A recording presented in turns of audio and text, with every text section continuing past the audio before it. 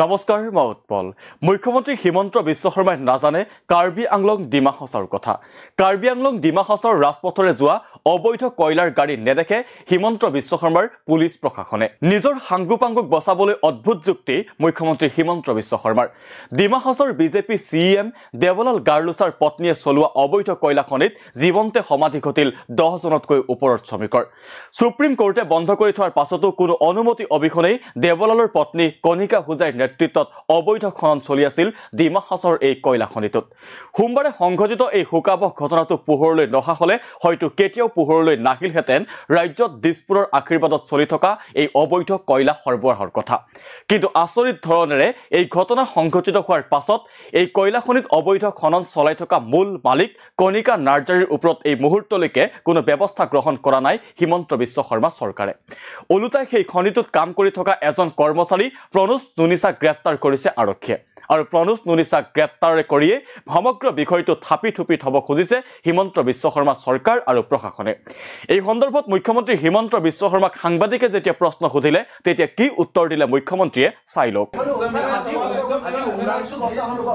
উমৰাংচুত নেভিয়ে এতিয়া rescue অপাৰেশ্যনত join কৰিছে আৰু অলপ আগতে মোৰ কোল মিনিষ্টাৰ জি কিষাণ ৰেড্ডিৰ লগতো কথা হৈছিল।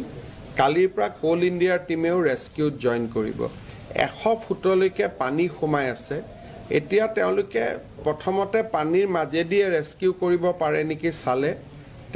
জোতা চেণ্ডেল এনেকুৱা ধৰণৰ বস্তুৱে তেওঁলোকে পাইছে বা তেওঁলোকে মানুহক পাব পৰা নাই। সেইকাৰণে তেওঁলোকে ভাবিছে যে তলত নাই, ৰেড হোলবিলাকত সোমাই আছে। সেইকাৰণে এতিয়া ডি ৱাটাৰিঙলৈকে তেওঁলোকে চিফ্ট কৰিছে। আজি ৰাতিৰ পৰা ডি ৱাটাৰিং হ'ব। ONGCয়েও পাম্প পঠাইছে। কালিৰ পৰা কোল ইণ্ডিয়ায়ো পাম্প পঠাব। ডি ৱাটাৰিং আমি কৰিব পাৰিলে ৰেস্কিউটো সোনকালে হ'ব পাৰিব। গতিকে এভৰি এফৰ্ট চলি আছে। তাত আৰ্মিও আছে, NDRFও আছে, নেভিও আছে। অহা কালিৰ পৰা কোল ইণ্ডিয়ায়ো জইন কৰিব।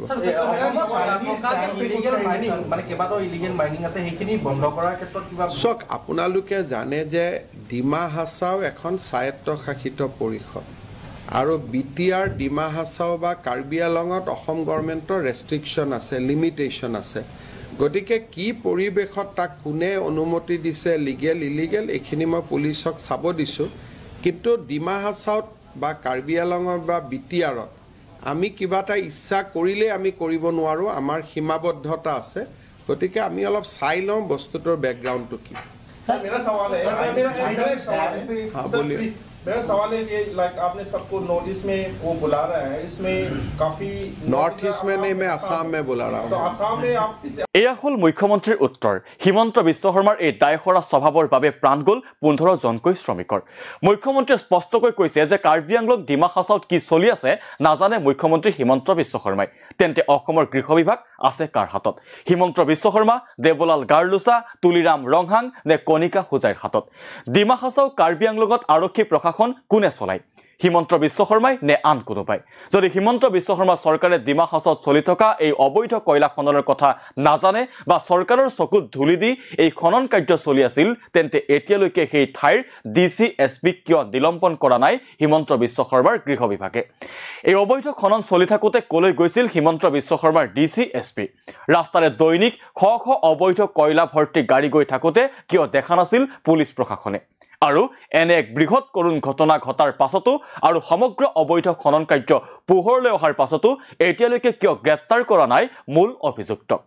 ইয়াৰ পৰা এটা কথাই প্ৰমাণ নহয়নে যে এই সমগ্ৰ ঘটনা সম্পৰ্কত আগৰে পৰা অৱগত আছিল হিমন্ত বিশ্ব শৰ্মা চৰকাৰ আৰু পুলিচ প্ৰশাসন?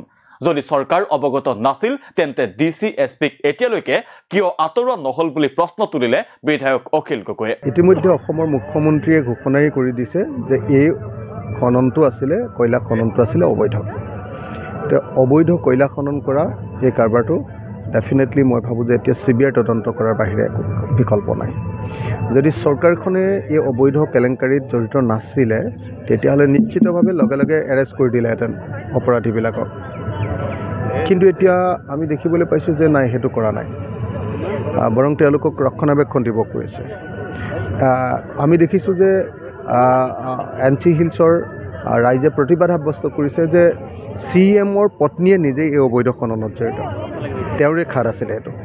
এইবুলি কৈছে কিন্তু তাৰ পিছতো এতিয়ালৈকেতো গ্ৰেপ্তাৰ কৰা দেখা নাই যদি মুখ্যমন্ত্ৰী হিমন্ত বিশ্ব শৰ্মা চাফা হ'লহেঁতেন এই কাণ্ডৰ লগত জড়িত নহ'লহেঁতেন তেতিয়া প্ৰথম যিটো কাম কৰিলেহেঁতেন কি কৰিলেহেঁতেন প্ৰথম তাৰ DIG জনক ছাছপেণ্ড কৰিলেহেঁতেন তাৰ SP আৰু DC ছাছপেণ্ড কৰিলেহেঁতেন আৰু লগে লগে CBI তদন্ত ঘোষণা কৰিলেহেঁতেন আৰু পুলিচৰ জৰিয়তে গোটেই কালপ্ৰিটবিলাকক ধৰাৰ ব্যৱস্থা কৰিলেহেঁতেন কিন্তু চৰকাৰে এতিয়ালৈকে কৰা নাই অৰ্থাৎ চৰকাৰ নিজেই এই অবৈধ কাণ্ডৰ লগত জড়িত গতিকে মই উত্তৰ কাছাৰ আৰু কাৰ্বি আংলঙৰ অবৈধ যিমানবিলাক কয়লা খনি আছে এইবিলাক বন্ধ কৰিবৰ কাৰণে আমি সকলোৱে জানো যে উত্তৰ কাছাৰ আৰু কাৰ্বি আংলঙত সাংঘাতিক ধৰণৰ অবৈধ কয়লা খনন চলি আছে ইয়াক বন্ধ কৰিবৰ কাৰণে আৰু এই গোটেই কেলেংকাৰীৰ ওপৰত CBI তদন্ত ঘোষণা কৰিবৰ কাৰণে আহ্বান জনাইছোঁ ৰাজ্যত এনে অবৈধ কয়লা খনন চলি থকা নাই বুলি বাৰে বাৰে দাবী কৰি আহিছে হিমন্ত বিশ্ব শৰ্মা চৰকাৰে কিন্তু উমৰাংচুৰ ঘটনাই প্ৰমাণ কৰি দিলে যে হিমন্ত বিশ্ব শৰ্মা চৰকাৰৰ পৃষ্ঠপোষকতাত নিতৌ চলি আছে কয়লা সিন্ডিকেট কিন্তু এই ঘটনা নেদেখাৰ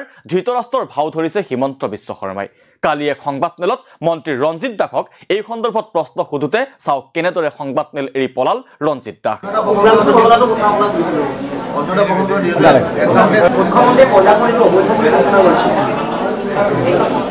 মূলতঃ এই দগাবাজ চৰকাৰ আৰু ধুৰন্ধ প্ৰশাসনৰ বাবে আজি কান্দোনৰ ৰোল উঠিছে শ্ৰমিকৰ ঘৰে ঘৰে